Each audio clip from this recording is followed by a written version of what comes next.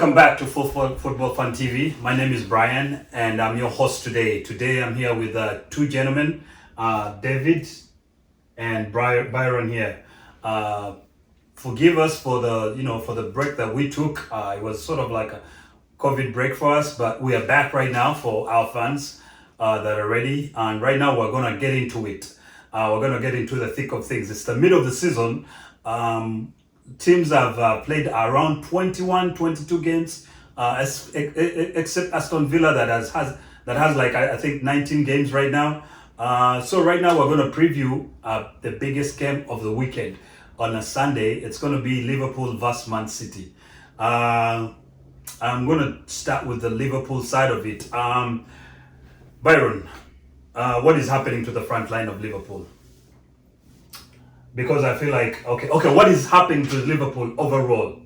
Why aren't they firing on all cylinders? So I think that Liverpool has performed at a top level for a very long time. Okay. And it's expected that at some point there will be a leveling off. Okay. And especially in this season whereby the games are coming thick and fast. There's no time to relax. There's no time to work on certain things. So players get tired, and I think that's a reason as to why you see a drop off on with Liverpool. Okay, because I feel like the only bright spark in that front line is Salah right now. Yeah. Salah is performing well, but he also had a dip at the start of the season. So I think that so this is the thing. Liverpool has been performing at top level. Their front line very top level. We are sure they can do it because they've done it before. Okay. We are not doubting if it's something that they can be able to do. Okay. So if they're not performing right now, we can only say, well, what other factors do you think might be affecting them? And in my opinion, I think this COVID restrictions, too many games, and too many injuries, injuries and a lot of diminishing returns. At some point, you level off. Yeah, because I feel like they can't even catch a break, especially in their back line. Yeah, everyone is just dropping, onto the injury list. But David, I'm going to turn back to you. Klopp claims it's a mental fatigue. Do you buy that? You see, he said that after the game against Brighton. When they lost. Yes, when they lost that game. But if I'm to look at the team that started, I can rarely see any mental fatigue within the team because Alcantara has played 4 games consecutively, so he hasn't had those many games. Yeah. So has Milner. He had Shaqiri, who has also played a few games, so he was still fresh. He had Origi, who has played a few games, so he was fresh. So to me, it's not only about mental fatigue, but it's also I would say that the loss of the issue of injuries in that defense has destroyed the structure of Liverpool, the way they play, because it's a team that loves to play counter pressing. Okay. So and its pressing starts from the midfield. So if you lose midfield anchors like Henderson in midfield, you miss Fabinho in midfield, you miss that strength of counter pressing. You don't expect Alcantara Thiago to counter press at his age. He's a player who wants the ball just to calm down the situation and move. But these people are people who play with high intensity at all times. So that injury I think he should have just said it point blank and said that at the moment we're just not good enough because of injuries. But mentally, that is an excuse to me. Because if you look at the team that started, tell me, apart from Salah and not even the keeper was there. So it's Salah, Trent, and Robertson. Who else was mentally tired in that team? Okay, Byron, what is your view? Is it mental fatigue? Yeah, I think it can be mental fatigue because they played so many games. So, for example, the players that on the pitch have played less than 5 games each. No, some players, not all players. Trent, okay. How many? I've mentioned, I said Trent, Robertson, mm-hmm. Salah, and Wijnaldum. Those are the rest. Exactly. But most of Liverpool's goals that season came from crosses put in by Trent and Robertson. So if Trent and Robertson are not playing well, in my view, that's why I think that Jurgen Klopp needs to come up with a plan B, because trust me, teams are going to like I told you when the season had just started. Stop those two playing, you stop Liverpool playing. Okay. Teams are going to start fighting. He needs to. I think that's why he bought Thiago, so that he can have an option in case these two are blocked out. Because Thiago can see a pass, Thiago can pick out a player from wherever he is within the midfield. But the rest of the players in there, if they only depend on those two players, the wide two players, to make sure that they bring in the balls in the box, they're going to find it hard scoring. I do have a theory about also Liverpool. I think they're physically they must be burnt out. In the case of like they play a high intensity game, these days the games come thick and fast. Which wasn't back then. People don't even need to get a rest before. In 48 hours they have another match coming up. I'm gonna turn to you, Byron. Are they out of the title contention right now? Well, so it depends. Like, so Liverpool is now how many points behind United? 7 points. No, 4 points. 4 points. So and is 7 points. United in the title contention? I think let's first focus on Liverpool. No, you have to answer. So if United is in the title contention and Liverpool is only 4 points behind United, which is like one game, I think Liverpool is still in the title contention. No, but I think let's try to look at. Are we looking at we're looking at the person on top of the table. Yeah, on top of the table. It's true. United is not at the top of the table. It's true. So United, how far away is United from the We are 3 points behind. Yes. So it's just 2 games. But remember that Man City has a game in hand. Well, they haven't won it. Okay. Like, unless you see points on the board. Okay. It's just 2 games, and I believe Man City can lose 2 games. In my own opinion, if they lose this weekend, they're out of it. That's it. So David is saying that is this match is the title. That is decider. the game that is going. If they lose against Man City this weekend, what about you, Byron? They should just fight for top 4. I mean, because I don't think there's any need for you to bring in the Man United consideration. Right? I don't know why you bring United into well, so no, I remember it's the reality. United is second, Liverpool is third. So do you think that if Liverpool lose this weekend, they're still the title contender? So then, like, I think it changes a little bit because they are 6 points behind Man City. 7 points. So if they lose, 10. Then that's like 10 points. Yes. So it's hard to like see a situation where Man City is losing 3 games. Man City loses 3 games in a row, and Liverpool is just winning. Yeah. Okay. So then is this the title maybe decider? it becomes a little bit hard. No, it's not the title decider. It becomes harder for them, but like it's only the title decider for me. Okay, for me, I think it's the title decider.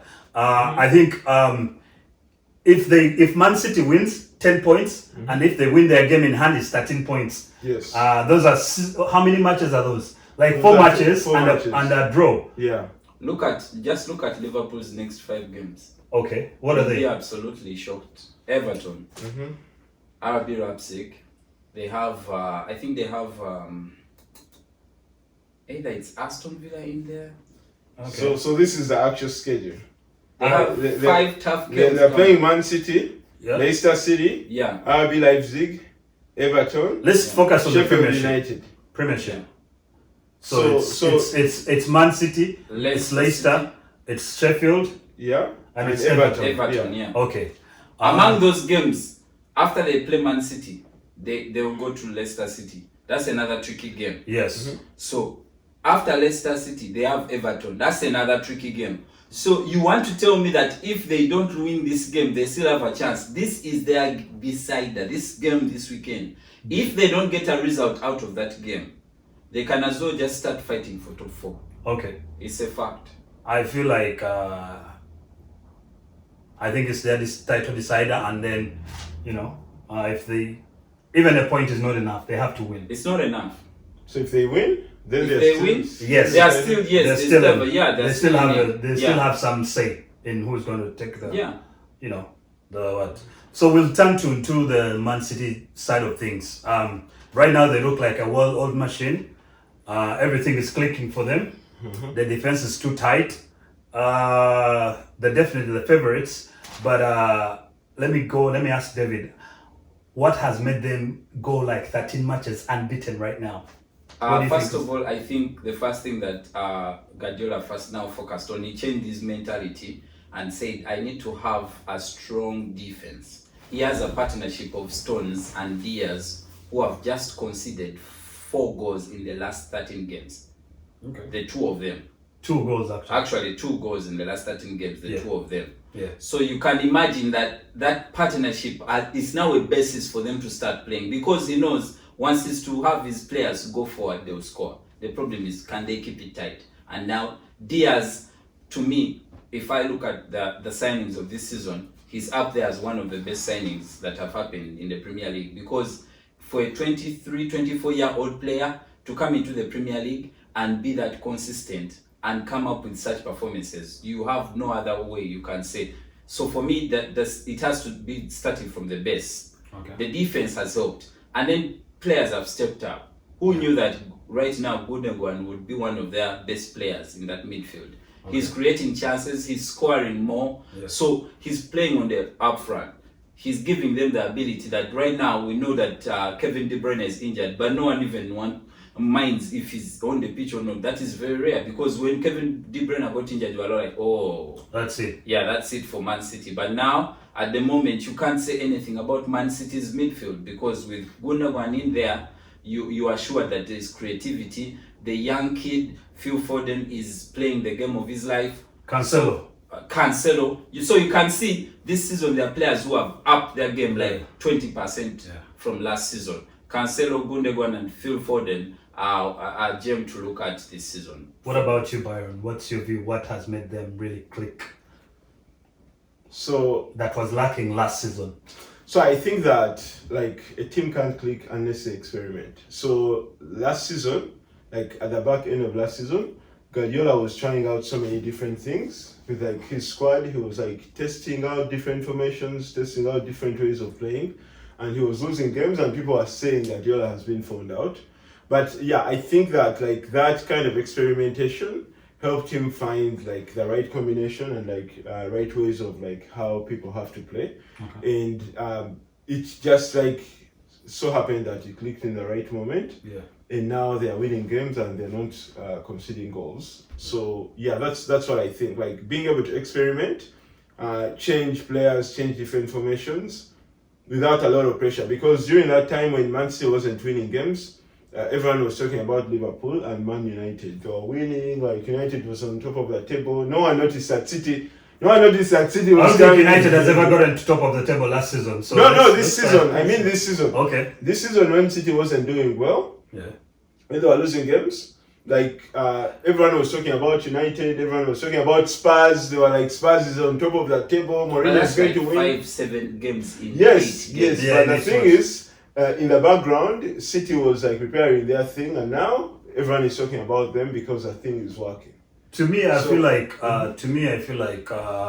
it's just the beginning of the season. They were like trying something out. You see, the goals weren't coming right now. Right now, it's the differences. The goals are coming. They had the defense, but the goals were not coming. Teams were like sitting back. And then I have to also give credit to Rodri. Rodri has stepped up this season. It's like last season he was just filling it out, but now he knows his job. He knows what to do. You can even look for him in the team, and you're like, oh my God, where is Rodri? The other time he used to make like those mental errors and the mental lapses. Right now they're not there. I feel like Rodri has also stepped up. Gundogan, Cancelo, Phil Foden. Everyone is like really enjoying football in Man City right now. But then like also like Rodri now he's playing in midfield with Fernandinho. So like he's Fernandinho and what's the other guy? Gundogan. Yeah. Like they are more experienced, so they like help him like settle down and like they know how to deal with situations. You see how? But now Fernandinho is now like a luxury to have. I feel like they can still win without Fernandinho. You've seen him. They've actually used him sparingly in that midfield. The midfield that is starting is Gundogan, Rodri, and Phil Foden sometimes, and who else is in there? It's so what. And then what is happening to Kyle Walker? Well, in my own opinion, I think Cancelo stepped up his game and kept him out of the team, because with Cancelo, he may not give you the pace, but he'll give you the guile, the technical ability on the ball. His creativity on the ball is different from Kyle Walker. Kyle Walker may run the whole line from left to right, but his creativity is not that good. Okay. So I think Guardiola was like, okay, If I have Stones and Diaz with their game reading and management of the game, who can read and understand, do I still need Kyle Walker's pace? No. Okay. But do I need Cancelo's creativity and agility on the ball? Yes. Because Cancelo will give you much more than Kyle Walker at the moment, which is understandable. I think that's why Kyle Walker is struggling. And if you see from the beginning of the season, Kyle Walker made Man City concede over 3 penalties when the season had just started, because of either he was rushed inside the box, or he loses his marker, then he come running back and he ends up running into a player. Yeah. So there are small issues that put him out of the team. And I actually disagree with that. So I think that, like, what you guys are not seeing is that the way that City is playing has changed. So you see Kyle Walker is no longer on the team because Kyle Walker and Mendy would run up the line and put balls in the box for Aguero or even Jesus to score. But for a significant part of the season, the City had no striker. So like having people run up and like putting in balls like wasn't helping you because there was no target man. So right now you can see that Mendy is no longer playing. It's Zinchenko that's playing. Zinchenko plays, and like when City has a ball, he goes into midfield, and this side, what's his name, Cancelo can also go into midfield when City has a ball. But even last season, there's a game we watched here, and Kyle Walker was doing the same thing. He was also going into midfield. It's true, but with that kind of system, Cancelo is better. Yeah, that's why I'm saying that if he tried the same thing and sees that Cancelo can do it better, because last season he used to do the same thing, but Cancelo was never starting. That means Cancelo couldn't do that thing last season. So let me pose. So he has upped his game. Let me pose a question to you guys. Mm-hmm. Can City go unbeaten this season? They're already beaten. No. The rest of the season right now. No, they'll beat Arsenal. Is going to beat. You're saying Arsenal is going to beat them. What about you, David? Man United.